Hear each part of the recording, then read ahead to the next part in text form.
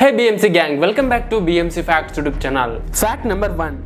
Friends, మనం daily అనుకున్న టైంకి లేవాలన్నా లేదా ఎర్లీ మార్నింగ్ లేవాలన్నా మనం అలారం పెట్టుకుంటూ ఉంటాం. కానీ ఈ అలారం క్లాక్ లేని సమయంలో మన పూర్వీకులు ఏం చేసేవారో తెలుసా? అప్పట్లో ఇలా క్యాండిల్కి మేకులు గుచ్చేవారు. మన వాళ్ళకి బాగా తెలుసు ఎంత టైంకి ఎంత వరకు క్యాండిల్ కరుగుతుందో అని. అందుకే వాళ్ళు ఎప్పుడు లేవాలనుకుంటారో దానికి తగ్గట్టుగా ఇలా మేకులను గుచ్చుకునేవారు. ఇలా మేకులు గుచ్చేసి పడుకునేసేవారు. ఇక ఆ క్యాండిల్ కరిగి ఆ మేకులు గుచ్చిన ప్లేస్ కు వస్తుంది.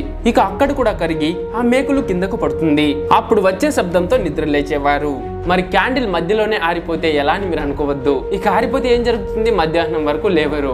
అండ్ ఫైనల్ గా 1787లో లెవి హుడ్జిన్స్ అనే అతను మొదటగా అలారం క్లాక్ ని కనిపెట్టాడు. తను చేసే పనికి కరెక్ట్ టైం కి వెళ్ళడానికి ఈ అలారం క్లాక్ ను కనిపెట్టాడు. అయితే దాన్ని కనిపెట్టిన స్టార్టింగ్ లో కేవలం అది 4 గంటలకే మోగేది. Fact number 2. మార్క్ మురాడ్జిరా అనే 27 ఏళ్ల జింబాబ్వే అతను ఒక్క రోజు కాదు 2 రోజులు కాదు ఏకంగా 40 రోజులు ఉపవాసం చేయడానికి రెడీ అయ్యాడు. నార్మల్ గా అయితే మనం ఉపవాసం ఎందుకు చేస్తాం? దేవుడా నాకు మంచి జాబ్ రావాలి, నేను ఎగ్జామ్ లో పాస్ అవ్వాలి, లేకపోతే నాకు అందమైన పెళ్ళం కావాలి అని ఉపవాసం చేస్తూ ఉంటారు. కానీ ఇతడు ఎందుకు ఉపవాసం చేశాడో తెలుసా? తనకు లంబోర్గిని కార్ కావాలని ఉపవాసం చేశాడు. అసలు స్టోరీ ఏంటో చెప్తా, ఇప్పుడు చూడండి. మార్క్ కి ఒక గర్ల్ ఫ్రెండ్ ఉండేది. ఆ అమ్మాయికి లంబోర్గిని కార్ అంటే చాలా ఇష్టం. కానీ మార్క్ దగ్గర అంత డబ్బు లేదు ఆ కార్ కొనడానికి. ఇక అందుకు ఏం చేశాడు? దేవుడా నీకు 40 రోజులు ఉపవాసం ఉంటా, నాకు ఒక లంబోర్గిని కార్ ప్రసాదివ్వు అని ఉపవాసం స్టార్ట్ చేశాడు. ఇక డైలీ కంటిన్యూస్ గా ఇంట్లోనే ఉపవాసం చేస్తున్నాడు. ఇక ఇంట్లో ఉంటే ఫుడ్ మీదకు ధ్యాస వెళ్ళిపోతుంది అని అడవికి వెళ్ళిపోయాడు. అడవికి వెళ్ళిపోయి అక్కడే ఉపవాసం ఉన్నాడు. ఇక 33 రోజులకు అతనికి ఆరోగ్యం పాడైపోయింది. అయితే అతని ఫ్రెండ్ మార్క్ పరిస్థితి చూసి హాస్పిటల్ కు తీసుకెళ్లాడు. అక్కడ ఉన్న వాళ్ళందరూ మార్క్ పరిస్థితి చూసి ఎలాగైనా అతనికి కార్ కొందామని ఫండ్ రైజ్ చేశారు. లాస్ట్ కి ఆ ఫండ్ తన హాస్పిటల్ ఖర్చులకే సరిపోయింది. అయితే 40 రోజుల తర్వాత అతను చనిపోయాడు. ఇలా ఉపవాసం ఉండే బదులు ఏదో ఒక జాబ్ చూసుకుని ఉంటే ఎప్పటికైనా కార్ కొనుక్కునేవాడు కదా. మరి ఇలా స్టూపిడ్ గా ఆలోచిస్తే ఇలానే ఉంటుంది. ఫ్రెండ్స్, మీరు ఎప్పుడైనా ఉపవాసం ఉన్నారా? నేనైతే ఎప్పుడు ఉండలేదు. మరి మీరున్నారో లేదో కామెంట్ చేయండి. Fact number 3. మన ఇండియాని ఒకప్పుడు రాజులు పాలించేవారు. ఇది అందరికీ తెలిసిన విషయమే. అయితే 1928లో పటియాలాకు రాజైన భూపిందర్ సింగ్ పటియాలాకి కార్టియర్ అనే జ్యువెలరీస్ ఇంకా వాచెస్ ని మ్యానుఫ్యాక్చర్ చేసే ఒక కంపెనీ ఒక నెక్లెస్ తయారు చేసి ఇచ్చింది. ఆ నెక్లెస్ చాలా కాస్ట్లీ అయింది. ఆ నెక్లెస్ లో దాదాపు 2930 డైమండ్స్ ఉన్నాయి. ఒక చిన్న డైమండ్ ఉంటేనే దాని వాల్యూ లక్షల్లో ఉంటుంది.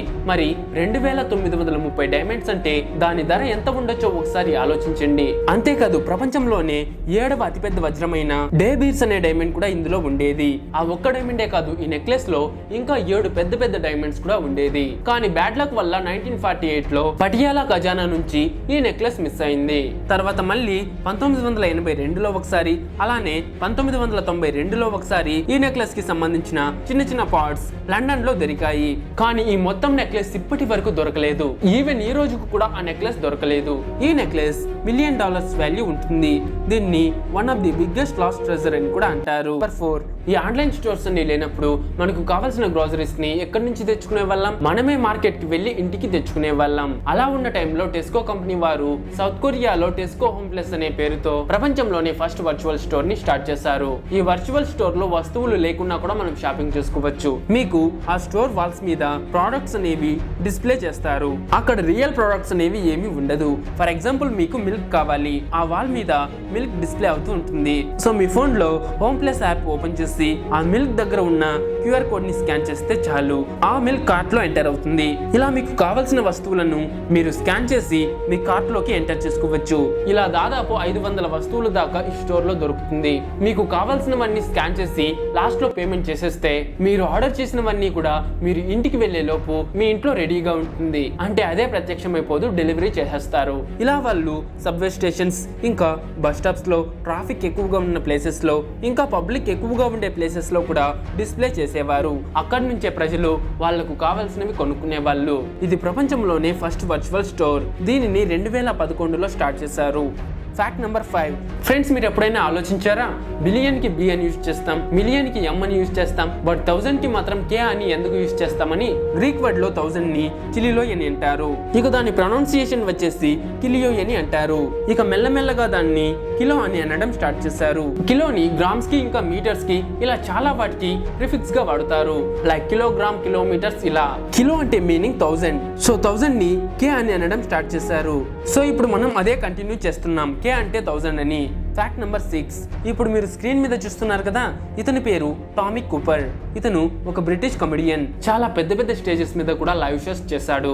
అయితే ఏప్రిల్ 15, 1984లో లండన్ లో మెజెస్టీ థియేటర్ లో ఒక లైవ్ షో చేస్తున్నాడు. సడన్ గా హార్ట్ అటాక్ వచ్చి కిందకు పడిపోయాడు. కానీ అక్కడ ఉన్న వాళ్ళందరూ కూడా నవ్వుకుంటున్నారు. అది కూడా షోలో ఒక పార్ట్ ఏమో అని అనుకుని క్లాప్స్ కూడా కొడుతున్నారు. తన కాళ్ళు షేక్ అయ్యి స్టేజ్ మీద నుంచి కిందకు పడిపోయాడు. కానీ అందరూ ఏమనుకుంటున్నారు, తను కామెడీ చేస్తున్నాడు అని. అతని అసిస్టెంట్ వచ్చి అతన్ని తీసుకెళ్తున్నా కూడా అందరూ దాన్ని కామెడీ అనుకుని నవ్వుతూ ఉన్నారు. లాస్ట్ కు షో డైరెక్టర్ కు డౌట్ వచ్చి బ్రేక్ చెప్పి అంబులెన్స్ కి కాల్ చేశాడు. అప్పుడు దగ్గరలో ఉన్న హాస్పిటల్ కి కూపర్ ని తీసుకుని వెళ్లారు. కానీ కూపర్ అప్పటికే చనిపోయాడు. Fact number 7. అది జనవరి 8, 2006 అమెరికాకి చెందిన లూసియానో మ్యారెస్ అనే ఒక వ్యక్తి తన ఇంట్లో ఒక ఎలుక ఉండటం చూసి ఇక ఆ ఎలుకను తీసుకెళ్లి ప్రాణంతోనే ఉండగా బయట ఉన్న మంటలో పడేశాడు. ఇక ఆ ఎలుక భయంతో మళ్ళీ లూసియానో ఇంట్లోకి వెళ్ళిపోయింది. ఇక ఆ ఎలుకకు అంటుకున్న మంట వల్ల అతని ఇల్లు మొత్తం కాలిపోయింది. ఆ ఇంట్లో ఉన్న మనుషులకైతే ఏమీ కాలేదు. కానీ ఆ ఇంట్లో ఉన్న ఒక్క వస్తువు కూడా దేనికి పనికిరాని విధంగా కాలిపోయింది. ఇంట్లో ఎలుక ఉంటే మాత్రం ఇలా ప్రాణంతోనే తీసుకెళ్లి మంటలో పడేస్తారా? చాలా అన్యాయం కదా. Fact number 8. ఫ్యాబ్లో ఎస్కోబార్ అనే ఈ పేరు తెలియని వాళ్ళు చాలా తక్కువ మందే ఉంటారు. ఈ ఫ్యాబ్లో ఒక ఫేమస్ డ్రగ్ డీలర్. అయితే 1985లో ఫ్యాబ్లోని అరెస్ట్ చేసి కోర్టులో ప్రవేశపెట్టారు. మనం చాలా మూవీస్ లో చూసే ఉంటాం, విలన్స్ కి ఆపోజిట్ గా సాక్ష్యం చెప్పడానికి ఎవరైనా వస్తే వాళ్ళను ఆ విలన్ చంపేస్తాడు. కానీ ఇక్కడ ఫ్యాబ్లో అంతా రివర్స్ గా చేశాడు. ఏకంగా కోర్టునే లేకుండా చేశాడు. తన మనుషులతో ఫ్యాబ్లో సుప్రీం కోర్ట్ ఆఫ్ కొలంబియా మీద బాంబ్ వేసి కోర్ట్ కి చెందిన హయ్యర్ అథారిటీస్ అందరినీ చంపేశాడు. ఫ్యాబ్లో దాదాపు 25 మంది సుప్రీంకోర్టు న్యాయమూర్తులను చంపేశాడు. తర్వాత అక్కడి నుంచి తప్పించుకుని పారిపోయాడు. అంతేకాదు ఫ్యాబ్లో గురించి ఇంకో ఇంట్రెస్టింగ్ ఫ్యాక్ట్ కూడా ఉంది. ఆ టైంలో తన దగ్గర ఉన్న మనీని బండిల్స్ గా చేయడానికి, అంటే డబ్బును కట్టలు కడతాం కదా, అలా కట్టడానికి ప్రతి నెల 1,40,000 రూపాయలకు రబ్బర్ బ్యాండ్స్ కొని అన్ని రబ్బర్ బ్యాండ్స్ ఉపయోగించి తన దగ్గర ఉన్న మనీని బండిల్స్ గా చేసేవాడట. అయితే ఫ్యాబ్లోని 1993లో కొలంబియా పోలీసులు షూట్ చేసి చంపేశారు. Fact number 9. ఫ్రెండ్స్, మీరు ఎన్నో రకాలుగా ప్రపోజ్ చేయడం చూసి ఉంటారు. కానీ ఇప్పుడు చెప్పే ఈ ప్రపోజ్ చేయడానికి మాత్రం 6 నెలల సమయం పట్టింది. అసలేం జరిగిందో ఇప్పుడు మీరే చూడండి. 2008లో టోక్యోకి చెందిన యాసన్ అనే వ్యక్తి తన గర్ల్ ఫ్రెండ్ కి ప్రపోజ్ చేద్దామని అనుకున్నాడు. కానీ యూనిక్ గా చేయాలి అని అనుకున్నాడు. సో దానికోసం అతను చేస్తున్న జాబ్ మానేసి గూగుల్ మ్యాప్ లో మ్యారీ మీ అని డ్రా చేసి లవ్ ప్రపోజ్ చేద్దామని అనుకున్నాడు. సో తనతో ఒక GPS డివైస్ ని తీసుకుని విల్ యు మ్యారీ మీ అనే షేప్ లో 7,000 కిలోమీటర్స్ ట్రావెల్ చేసి విల్ యు మ్యారీ మీ అనే వచ్చేలాగా చేశాడు. లాస్ట్ లో ఒక హార్ట్ సింబల్ కూడా వేశాడు. ఇది ఇలా చేయడానికి అతనికి 6 నెలల సమయం పట్టింది. మరి 7,000 కిలోమీటర్స్ నడవాలంటే ఊరికే అయిపోతుందా? చెప్పడం మర్చిపోయే ఈ యాసన్ లవ్ చేసిన అమ్మాయి పేరు నట్సుకి. అతనికి ఇలా డ్రా చేసినందుకు వరల్డ్స్ లార్జెస్ట్ GPS డ్రాయింగ్ పేరుతో Guinness book of world record కూడా వచ్చింది. మరి ఇలా ప్రపోజ్ చేస్తే ఏ అమ్మాయి కాదంటుంది? నట్సుకి కూడా ఎస్ చెప్పేసింది. Fact number 10. 1950 నుంచి ప్రపంచవ్యాప్తంగా సుమారు 8.3 బిలియన్ టన్నుల ప్లాస్టిక్ ఉత్పత్తి చేయబడింది. దాంట్లో కేవలం 9% మాత్రమే రీసైకిల్ చేయబడింది. ఇది 2018లో రిలీజ్ చేసిన ఒక రిపోర్ట్. 9% ప్లాస్టిక్ ని రీసైకిల్ చేస్తుంటే మరి మిగిలిన ప్లాస్టిక్ అంతా ఏమవుతోంది? సముద్రాల్లోను, నదుల్లోను ఎక్కడ పడితే అక్కడ కనిపిస్తూనే ఉంది. ఇదంతా ఇప్పుడు ఎందుకు చెప్తున్నాను అంటే, ఈ ప్లాస్టిక్ పొల్యూషన్ కు గురైందే ఈ తాబేలు. ఈ తాబేలు పొదిగినప్పుడు, అంటే గుడ్డు నుంచి బయటికి వచ్చినప్పుడు ఒక ప్లాస్టిక్ రింగ్ లో ఇరుక్కుపోయింది. ఇలా రోజు రోజుకు ఆ తాబేలు పెరిగే కొద్దీ ఆ ప్లాస్టిక్ రింగ్ లో గట్టిగా ఇరుక్కుపోయింది. న్యూ ఓర్లిన్స్ లోని ఒక చిన్న పిల్లవాడు డ్రైనేజ్ కెనాల్ లో ఈ తాబేలును చూశాడు. అప్పటికే ఆ తాబేలు పెద్దగా అయిపోయింది. ఇక దాన్ని ఒక ఆర్గనైజేషన్ వాళ్ళు తీసుకెళ్లి ఆ ప్లాస్టిక్ రింగ్ ని తొలగించారు. నిజంగా ఆ ప్లాస్టిక్ రింగ్ వల్ల ఆ తాబేలు ఎంత నరకం అనుభవించిందో.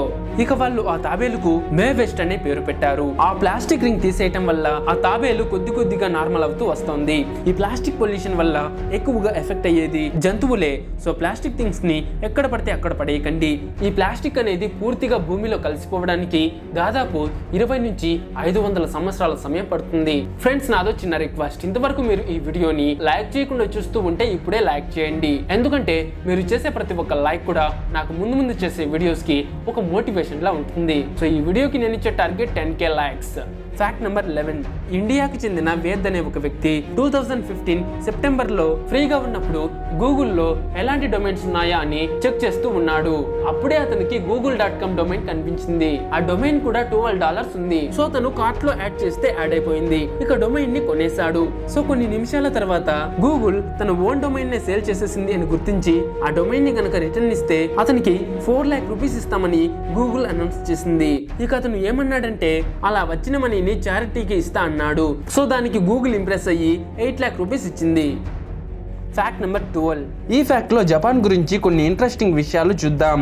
ఒకవేళ మీ బాడీ మీద టాటూస్ ఉన్నాయి అని అనుకోండి, ఆ టాటూస్ ని జపాన్ లో పబ్లిక్ ప్లేసెస్ లో చూపించడం ఇల్లీగల్. అండ్ జిమ్ కి వెళ్తే కూడా ఆ టాటూస్ ని కవర్ చేసుకుని వెళ్ళాలి.